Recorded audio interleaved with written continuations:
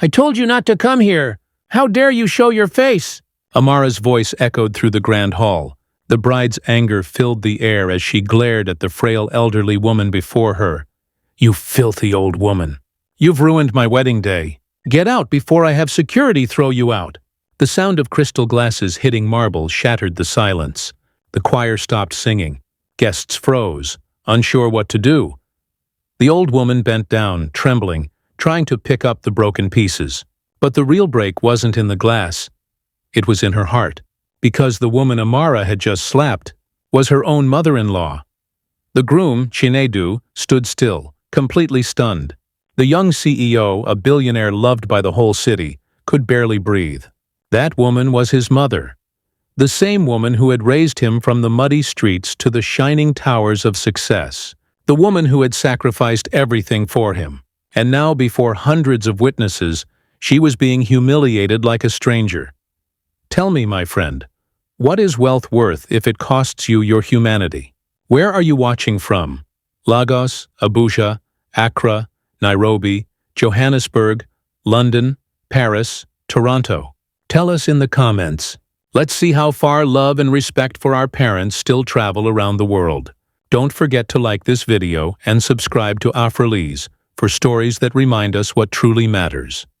Far away, in a small village surrounded by red dust and the songs of crickets, lived two people who only had each other, Mama Goy and her little boy, Chinedu. Life had never been kind to her. Her husband died before Chinedu could even say the word father. On the day he was buried, Mama Goy knelt by his grave, tears soaking the dry earth, as if her sorrow could somehow bring him back. But the earth never returns what it takes. From that day on, she became both mother and father. Every morning she rose before dawn, walking barefoot to the market to buy vegetables she could resell. By evening, after a day of lifting, kneading, chopping, and sorting, she still found the strength to prepare something, anything, for her son to eat. Chinedu grew up breathing the scent of hard work and listening to his mother's tired sighs at night. Some weeks the rain wouldn't stop, and business failed. Dinner was often nothing more than rice with salt and water. Watching her son eat so slowly broke her heart, but she smiled anyway and whispered, "Don't worry, my son. I'll do everything I can so you can study and live with dignity." Those weren't just promises. They were vows etched deep into her soul. When she couldn't afford school fees, she went to the school herself, fell to her knees, and begged the teacher to let her son stay. Villagers whispered behind her back, their words sharp as knives. But she stood up, adjusted her torn headscarf, and said quietly, "If my son can learn, then every humiliation is worth it." Chinedu saw everything that happened that day. Every insult, every humiliation. But he didn't cry. His tears had already dried long ago, turning into a quiet fire inside him. A hunger to escape poverty and give his mother the life she deserved. Every time he topped his class, he ran home barefoot across the burning dirt roads, waving his report card high. "Mama, I'm first in my class again." She'd pull him into her arms, eyes shining with pride. "Well done, my son," she'd whisper. "One day, the whole world will know your name." But as Chinedu grew stronger, his mother grew weaker. Her once soft hands became rough and cracked from endless work. Her quick steps slowed, her back bent further each night. One evening, as she sat repairing her old clothes by the flicker of an oil lamp, Chinedu said softly, "Mama, if you're too tired, I can leave school and help you." She placed a trembling hand on his head. "No, my son. Everything I couldn't have, you must. If you stop now, all my struggles mean nothing." Then she smiled, a brave smile hiding oceans of pain. In the village, everyone knew Mama Ngozi had little money, but they also knew she carried herself with dignity that no one could buy. When Chinedu was accepted into a university in the city, she held the letter as if it were gold. She borrowed from neighbors, sold everything she could, even her wedding ring, just to pay his fees and bus fare. As the bus pulled away, she ran beside it, waving until the dust swallowed her son from view. She stood there for a long time, arms wrapped around herself as if holding her heart together. Her biggest fear was that city life would make him forget the scent of home, the soil, the rain, and his mother's embrace. But that very day, Chinedu made a silent promise. If I succeed, Mama will be the first person I bring home.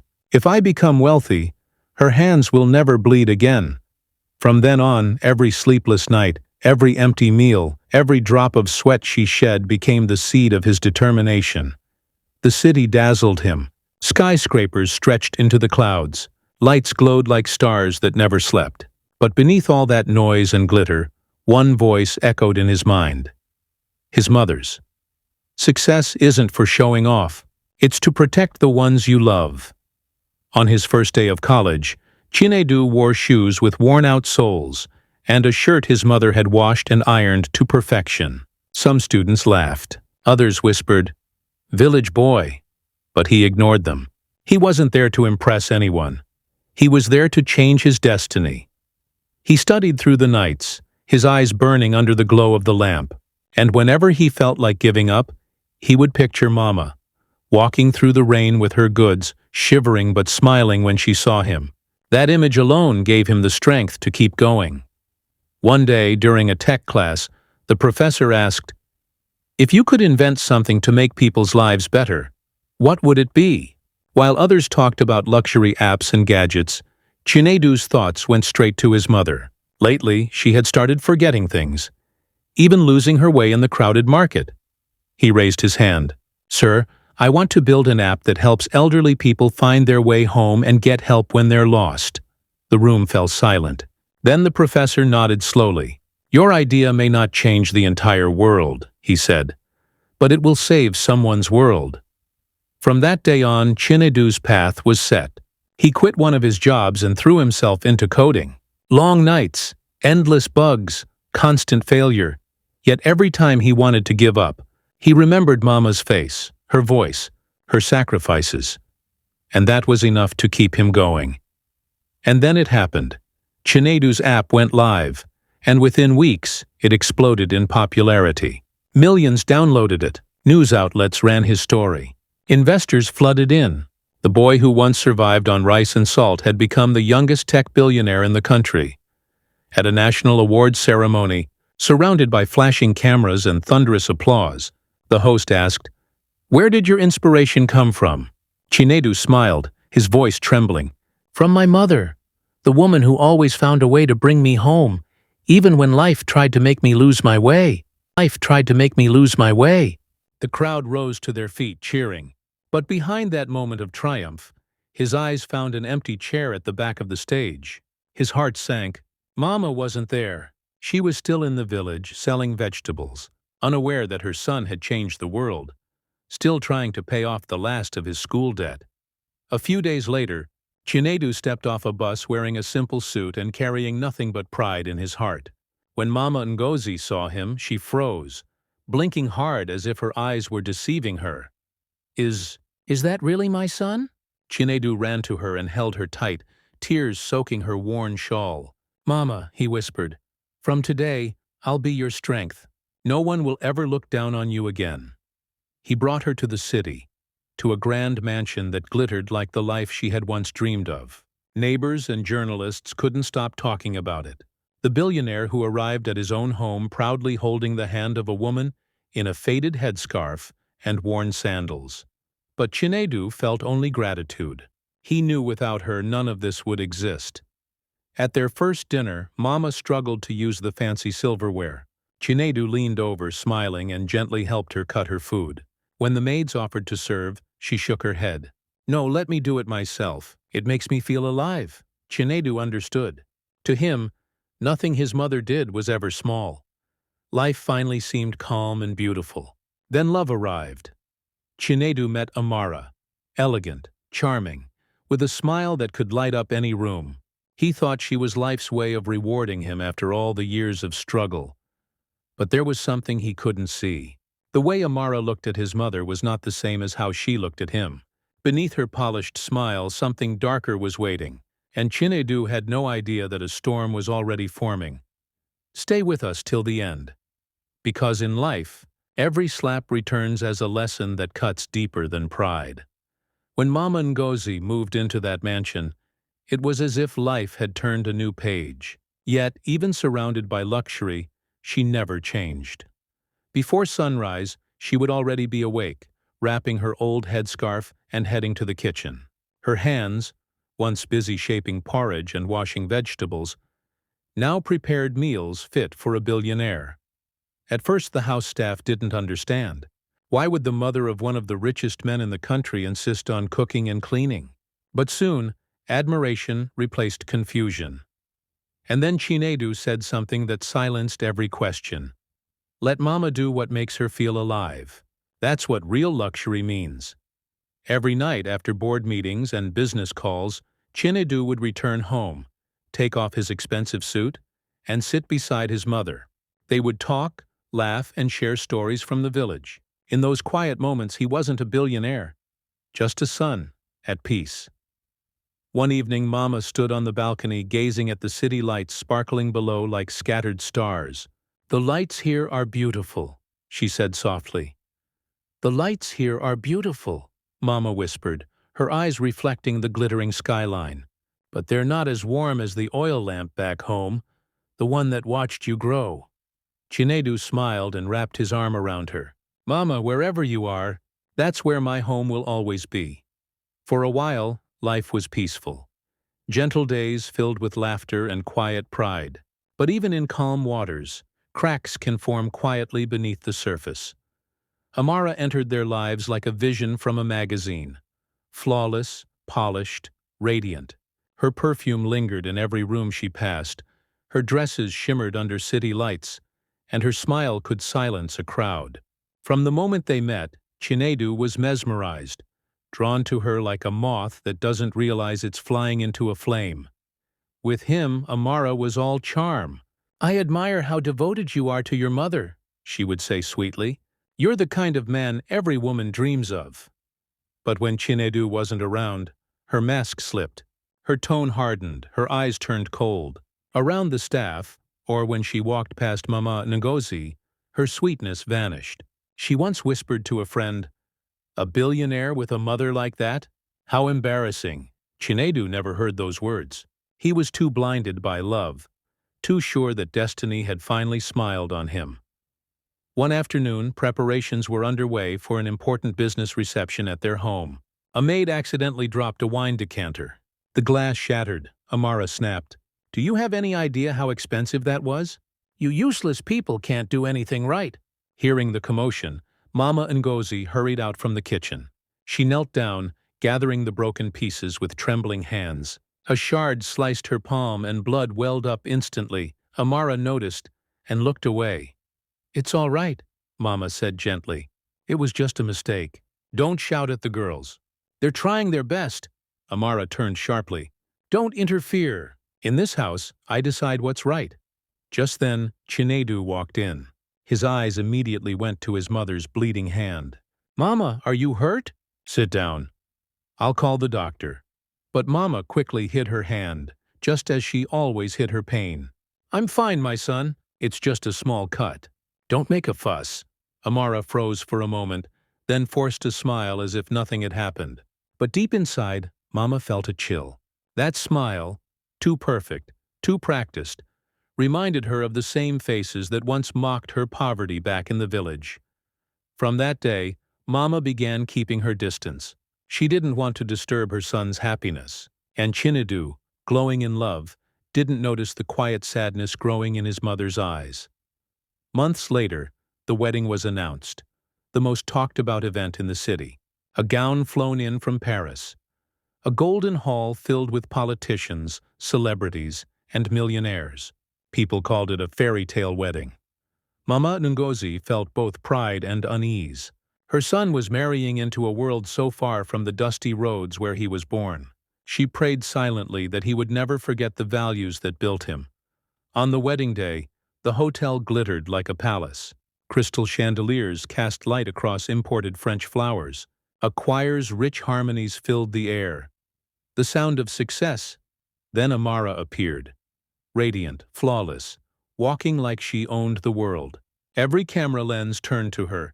Every whisper echoed her name. her chin high, her steps measured.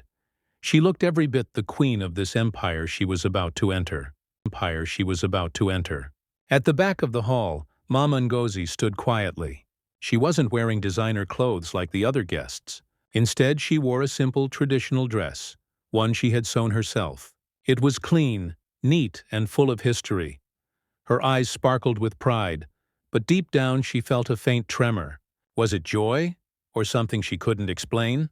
When Chinedu walked in, dressed in a shining white tuxedo, his eyes immediately found her. He hurried over, beaming. "Mama, you look beautiful today. Promise me you'll smile. This is our big day." She wanted to speak, but emotion caught in her throat. Her little boy, the one who once wore torn slippers, now stood in the center of glory. Sunlight streamed through the church windows, coating everything in gold. It felt like a blessing, but destiny often hides its storms behind bright skies. Behind the scenes, chaos was brewing. The staff was overwhelmed. Plates, glasses, and decorations scattered in disarray. Seeing the confusion, Mama did what came naturally. "Let me help," she said softly. "Things must be ready on time." No one dared to stop her. She was the groom's mother after all, and everyone admired her humility. They didn't know that in just a few minutes. That same humility, the quiet grace that carried her through a lifetime of struggle, would meet the cruelest humiliation of all. The guests couldn't stop admiring how humble Mama Ngozi was, so different from the arrogance often seen in wealthy families. Wanting everything to be perfect for her son, she slipped into a simple black service uniform over her traditional dress and quietly began helping the staff. Her only wish was for Chinedu's wedding to run smoothly. But sometimes, good intentions lead straight to heartbreak. As Amara stood proudly at the altar, glowing like the center of the universe, she didn't notice her mother-in-law in the far corner of the hall, carrying a tray of crystal glasses for the VIP guests. Mama Ngozi's foot caught the edge of the thick carpet, and a few drops of wine splashed onto Amara's designer gown. It was a tiny accident, but to someone who valued image over kindness, it was unforgivable. Amara spun around, her face burning with rage. In that instant, all the sweet words she had once used to charm Chinedu vanished. "What's wrong with you? Do you even realize how expensive this dress is?" she shouted. Before Mama Ngozi could explain or apologize, Amara's hand struck her across the face. Slap! The sound cut through the music. The choir stopped singing. Every head turned. Mama's cheek turned red, her eyes wide with shock and pain. But the real wound came from Amara's next words. "Stay away from me, you cheap, useless servant." The hall went silent. No one moved. No one realized that this servant was the groom's own mother, the woman who had sacrificed everything to raise the man they were all here to celebrate. Within seconds, that truth would explode into the open. The heavy cathedral doors burst open. Chinedu walked in, smiling brightly, unaware of the storm waiting inside. But his joy froze the moment he saw his mother collapsing to the marble floor, her trembling hand covering the fresh red mark on her face. And there stood Amara, his bride, towering above her, eyes still cold, her fingers shaking from the slap she had just delivered. "Amara, what did you just do?" His voice broke, trembling between disbelief and anger. Amara turned, her face draining of color when she realized he had seen everything. But within seconds her pride returned. "She ruined my dress. Do you know how much this costs?" Chinedu's expression hardened. His voice dropped. "You called my mother that?" The entire church fell dead silent. Guests whispered in shock. Amara stuttered, searching for an escape. I didn't know she was your mother. I thought she was just a maid." Chinedu's jaw clenched. "That's exactly the problem," he said quietly, but with a voice that carried through the hall. "You never cared to know. You only saw people as servants or decorations." Gasps filled the room. Phones came out. A guest shouted, "I recorded everything." Hundreds of cameras pointed at Amara, once the symbol of beauty and success, now frozen in shame. Amara's eyes filled with tears, but not from guilt, from fear. Fear of losing her image, her luxury, her power. And in that moment, surrounded by judgment and silence, The true cost of pride was revealed, not in money or beauty, but in the loss of something priceless: respect. Amara stumbled toward Chinedu, her voice shaking. "Please, I didn't mean to. I love you. Don't throw everything away over something so small." Chinedu gave a cold, steady smile that froze her in place. "A slap to my mother," he said quietly, "is never small." Then his voice rose, echoing through the entire church. "The wedding is over." Gasps filled the hall. Amara dropped to her knees, her once beautiful gown suddenly heavy and meaningless, like chains made of her own pride. Two staff members helped Mama Gozi out of the room. She walked slowly, her eyes calm, holding no anger, not even toward Amara. She turned gently to her son and whispered, "My child, don't let hate make you someone you're not." Chinedu didn't answer. His chest ached with anger and sorrow all at once. Outside, the wind howled through the churchyard, as if nature itself wanted to sweep away the pride and vanity that had poisoned the day. Chinedu tore off his white tie and took his mother's hand. "Mama," he said firmly, "from this moment on, I'll never let anyone hurt you again." Behind them, security escorted Amara out before the press could rush in. She kept crying out his name, begging him to look back, but he never did. Under the flashing lights of cameras, the glamorous bride became nothing more than a broken figure in silk and diamonds, her luxury unable to hide the emptiness inside. By morning, the story had spread everywhere. The video of the slap, clear and brutal, went viral across the country. Bride slaps groom's mother in church. Arrogance with no humanity. What's the point of wealth if you've lost your respect? Wealth if you've lost your respect. Amara's name, once linked to beauty and status, became a national joke. Within 24 hours, companies canceled their contracts and erased her face from advertisements. The world she built on image and wealth collapsed overnight, all because of one moment of pride. Meanwhile, Mama Gozi became a symbol of quiet dignity.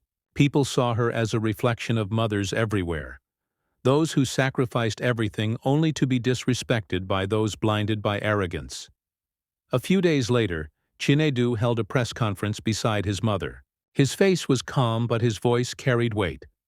"I will never allow anyone to insult my mother again," he said. "Justice isn't just for the powerful. It exists to protect the hearts that sacrifice in silence." The room went silent. Then he announced that he was pressing charges against Amara for humiliation, defamation, and emotional abuse. When Amara appeared in court, her confidence was gone. She looked smaller, lost.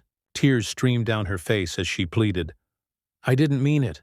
I love him. I didn't know she was his mother." The judge looked at her firmly. "Respecting elders isn't about knowing who they are," he said. "It's about being human."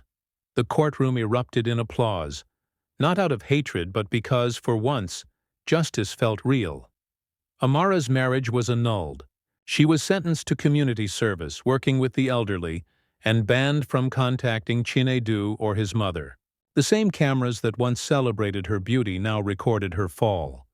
When it was all over, Mama Gozi spoke softly to reporters. "Don't judge someone forever for the moment they failed," she said. "Give them a chance to learn how to be human again." The room fell quiet. Her forgiveness moved everyone. But even forgiveness can't erase pain. That slap had not only struck her face, it had struck every year of sacrifice, every tear she had shed to raise her son. Chinedu turned to her, his voice trembling. "Mama, you don't have to keep being strong for everyone," she smiled gently. "My son, I'm not strong for them. I'm strong so that you'll always know I can stand beside you, no matter how big the storm gets." He took her hand, holding it tightly, as if that love alone could heal every wound. In the days that followed, Chinedu turned down every interview and stayed close to his mother. Each night they walked together under the streetlights, rich not in money, but in love and peace. One evening, Mama asked softly, "Do you ever regret ending the wedding that day?" Chinedu looked at her for a long moment and said, "If I had to give up the whole world just to protect you, Mama, I'd do it again." Mama laughed. a gentle, weary laugh that brought light back into her tired eyes. That slap, painful as it was, had reminded the world of one timeless truth. A mother, no matter how old, poor, or forgotten, always deserves the highest place in her child's heart. The storm had passed, but the scars it left behind still lingered. On quiet nights after the trial, Mama Gozi often stood alone on the balcony, gazing at the city lights that shimmered like distant stars. Yet her eyes always drifted back toward the faraway village that had once sheltered her and her little boy. Behind her, Chinedu would sit silently, listening to her soft breathing, burdened with guilt. "I'm sorry you had to go through all that, Mama," he whispered, his voice trembling like a child's. She turned and gently touched his cheek, the same cheek she once shielded from hunger and hardship. "Don't apologize, my son," she said softly. "Everyone faces storms. What matters is how we walk when the sky clears." But there was one truth she never shared with anyone. She didn't hate Amara, not even after everything. Weeks later, while volunteering at a senior care home, her way of filling the emptiness that pain had left, she noticed a familiar figure sitting quietly in a corner. Amara. No luxury dress, no cameras, no glow of fame, just a simple uniform and eyes swollen from regret. Amara stood up the moment she saw Mama Gozi, her hands trembling. I know I don't deserve to look you in the eye," she stammered, "but I wanted to say I'm sorry. Truly sorry." Mama stayed silent. The silence hung heavy, stretching on like time itself. Then, slowly, she walked toward Amara, not as a victim toward her offender, but as a mother approaching a lost child. She placed her hand gently on Amara's shoulder. "You did wrong," she said, "but you still have a chance to make things right." Amara broke down, tears spilling freely. She dropped to her knees, clinging to Mama's legs. "I don't ask for forgiveness," she sobbed. "Just, please don't hate me." Mama knelt and lifted her chin, meeting her tear-filled eyes. "Hate only chains your heart to pain," she whispered, "and I want my heart to stay free. The greatest freedom is forgiveness." Amara collapsed into her arms, and in that moment, the world witnessed something rare: kindness defeating cruelty, and love softening even the hardest pain. That evening, when Mama told Chinedu what had happened, he was speechless. "How could you forgive her after everything she did?" he asked quietly. Mama smiled and handed him a steaming cup of ginger tea. "If I don't forgive her," she said, "your heart will stay imprisoned too." He looked at her and finally understood. Her strength was never in her hands, but in her heart that refused to break. That night, they shared a simple meal together, just like the old days. No candles, no cameras, no diamonds, no grand halls, only the soft sound of spoons against bowls, the evening breeze drifting through the window, and peace settling over a mother's tired face. Chinedu took her hand and said, "Thank you, Mama, for teaching me what money can never buy." She smiled faintly. "I didn't teach you anything," she replied. "You learned it from the way I lived." Her gaze moved toward the glowing skyline. "To reach the top," she said softly, "you must never forget to bow to the ground that lifted you, and honor the hands that raised you from the earth." Chinedu pulled her into a hug. "I love you, Mama," he whispered. Outside, the city buzzed with ambition, people chasing power, fame, and money. But somewhere in that endless rush, one story stood still, reminding the world that success means nothing if you forget the heart that taught you how to rise. Success doesn't mean much if you forget to stay grateful. And sometimes, forgiveness is the most powerful answer to cruelty. People often say poverty is hard to live with, but it's arrogance that truly destroys a person's soul. One slap at a wedding broke an old mother's heart, but it also reminded the world of something we often forget. Those tired, wrinkled hands once lifted us when we could barely stand. My friend, if your parents are still with you today, send them a short message. Just say, "I love you, Mom. I love you, Dad." Because sometimes, that's the one sentence they've waited a lifetime to hear. Tell us, where are you watching this from? Lagos, Abuja, Accra, Nairobi, Cape Town, London, Paris, Toronto, New York? Drop your city in the comments so we can see how far love and gratitude can travel. If this story touched your heart, give it a like. Share your thoughts about that moment in the comments. Subscribe to African Tales, where every story is a mirror reflecting the love we owe our parents. And before you go, share this video with someone you care about. Who knows?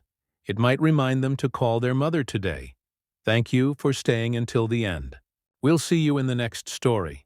There may still be tears, but they'll be the kind that make our hearts softer, and our love a little deeper.